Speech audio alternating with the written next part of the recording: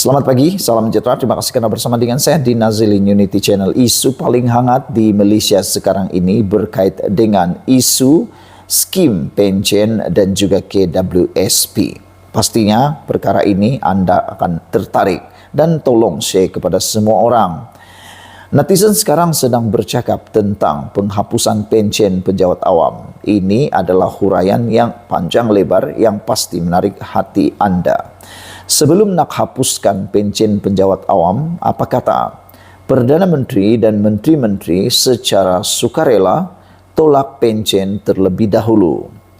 Berikutan keputusan Kabinet sebagaimana diumumkan Timbalan Perdana Menteri Ahmad Zahid Hamidi semalam bahawa lantikan pejabat awam baharu berstatus tetap selepas ini tidak lagi menikmati skim pension. Libasan paling popular untuk menghentam kerajaan yang kedengaran ialah kenapa pension untuk menteri dan wakil rakyat tidak dihapuskan terlebih dahulu. Yang turut bersuara sedemikian selain sebahagian besar netizen melalui pelbagai platform media sosial adalah pergerakan pemuda UMNO sendiri.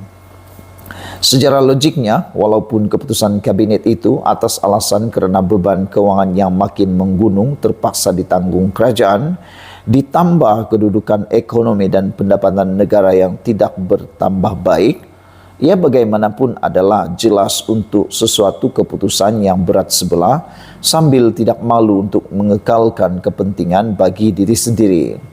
Ini kerana kabinet yang terdiri daripada orang-orang politik dilihat hanya membuat keputusan yang menjejaskan pihak lain tetapi tetap menguntungkan masa depan mereka.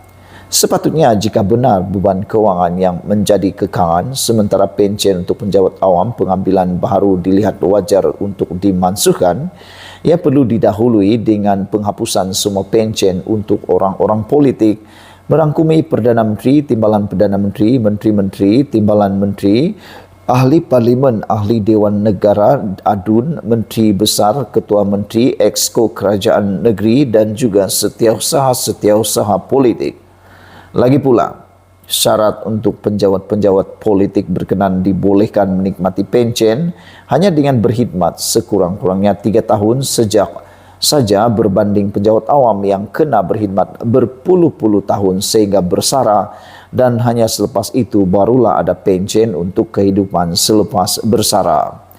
Jika kerajaan bertukar setiap 5 tahun sekali, begitu juga kiranya setiap kali pilihan raya diadakan, ahli parlimen dan ADUN yang menang sentiasa bersilih ganti. Bayangkan berapa banyak wang negara perlu dibelanjakan untuk membayar pension orang-orang politik. Lebih parah termasuk yang kaki tidur, kaki bonteng dan tidak pernah bercakap walau sepatah pun sepanjang 5 tahun sidang parlimen dan Dewan Undangan Negeri diadakan. Di sebalik mereka itu tetap megah membuat gelaran yang berhormat ke sana sini tetapi turut sama beroleh pension juga. Bukankah golongan ini patut terlebih dahulu dimansuhkan pensionnya?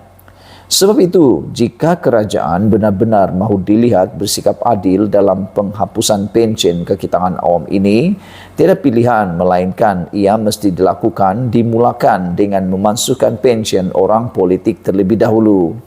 Dalam hal ini adalah amat mulia dan terpuji jika Perdana Menteri Anwar Ibrahim sendiri dapat mengetuai semua pejabat awam yang dilantik selepas PRU 15 lalu untuk tampil secara sukarela memulai persetujuan menolak pension masing-masing sebagai tanda prihatin kepada kedudukan kewangan negara. Jika ini dapat dilakukan, diikuti dengan keputusan tiada sama sekali nikmat pension untuk orang politik adalah kekal selama-lamanya selepas ini, maka barulah keputusan kerajaan mahu menghapuskan pension untuk pengambilan baru penjawat awam itu boleh diterima dengan senang hati. Ini tidak, pension untuk penjawat awam hendak dihapuskan tapi pension bagi diri sendiri sentiasa dikekalkan. Tambahan lagi, buruk benar wajah masa depan negara jika orang politik yang sifatnya datang dan pergi dalam kerajaan terus menikmati pension sedangkan pejabat awam yang bekerja sampai ketua tidak lagi menikmatinya. Selain itu, yang pasti tiada tindakan memansuhkan pension untuk pengambilan baharu kekitangan awam ini turut memberi kesan berangkai kepada kerajaan semasa. Di samping kerajaan menjadi tidak popular dan perkhidmatan awam bukan lagi suatu tarikan untuk rakyat bekerja, pasti juga wujud tohmahan bahawa kerajaan yang ada tidak lagi berpihak kepada orang Melayu. Tidak menafikan bahawa lebih 95% daripada kaki tangan awam dalam pelbagai sektor adalah terdiri daripada orang-orang Melayu. Bahkan dalam sebanyak keadaan, sektor awamlah satu-satunya lapangan kerja yang dilihat sebagai tempat orang Melayu mencari rezeki yang boleh menjamin urusan kehidupan mereka sehingga ke liang kubur. Bersediakah gabungan parti dalam kerajaan sekarang menghadapi hambatan politik daripada parti lawan jika mereka memainkan isu tersebut mulai sekarang hingga PRU 16 akan datang? Lebih buruk jika ada parti pembangkang pula tampil dengan ketegasan untuk terus mempertahankan pencen kaki tangan awam jika mereka diberi kuasa selepas PRU akan datang. Mampu lagikah PHBN mengekalkan kuasa pemerintahan yang ada ini? Ditulis oleh sabudinhussein.com, dipetik daripada sabudin.com. Sekian dulu untuk kali ini. Jangan lupa tinggalkan komen anda, tekan butang subscribe. Kita jumpa lagi. Bye-bye. Ini berita terkini kita terima, kabar paling duka cita daripada Tun Daim Zainuddin. Kalau kemarin kita telah menerima perkabaran bahawa SPRM menangguhkan pendakwaan terhadap Tun Daim Zainuddin kerana keadaan kesihatan beliau yang kini masih ditahan di hospital. Kini ini pula berita yang tidak disangka-sangka diterima oleh Tun Daim Zainuddin. Besar kemungkinan Daim akan didakwa minggu depan. Habislah Daim, kata netizen. Namun demikian, tak sangka ini pula yang bakal berlaku kepada beliau. Ketua Pesuruhjaya SPRM Azam Baki berkata, bekas Menteri Kewangan itu dibenarkan keluar dari hospital hari ini. Bekas Menteri Kewangan Daim Zainuddin berkemungkinan besar akan didakwa di mahkamah minggu depan, kata Ketua Pesuruhjaya SPRM Azam Baki. Azam berkata Daim telah dibenarkan keluar dari hospital hari ini, memetik peguamnya. Peguamnya telah berkomunikasi dengan IO atau pegawai penyiasat. Saya memberitahu Daim sudah keluar dari hospital. Kini IO sedang berkomunikasi dengan peguam Daim untuk menetapkan tarikh untuk beliau ke mahkamah. Kemungkinan besar minggu depan Daim didakwa, kata Azam, lapor Malaysia Kini.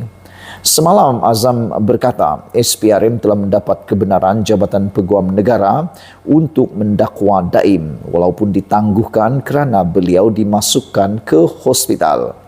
Azam bagaimanapun tidak mempercikan tuduhan yang akan dikenakan terhadap Daim. SPRM berkata siasatannya terhadap Daim bermula pada Februari 2023 berdasarkan maklumat daripada Kertas Pandora yang mengaitkan tokoh terkemuka di Malaysia dengan kawasan pelindungan cukai luar pesisir. Agensi anti rasuah itu turut memanggil isteri Daim, Naimah Khalid dan anak-anak mereka Amir dan Amin untuk memberikan maklumat mengenai aset milik keluarga itu. Daim dan keluarganya memfailkan permohonan semakan kehakiman untuk mencabar siasatan itu yang menurut mereka bercanggah dengan perlembagaan. Pada Selasa, Naimah didakwa di Mahkamah Session Kuala Lumpur kerana gagal mematuhi notis SPRM yang menghendaki pengisytiharan aset seperti syarikat, beberapa bidang tanah serta 2 kenderaan. Saudara-saudara sekalian, apakah dengan pendakwaan yang akan mungkin dibuat pada minggu hadapan ini akan lebih mendedahkan siapa Daim dan keluarganya dalam masa terdekat?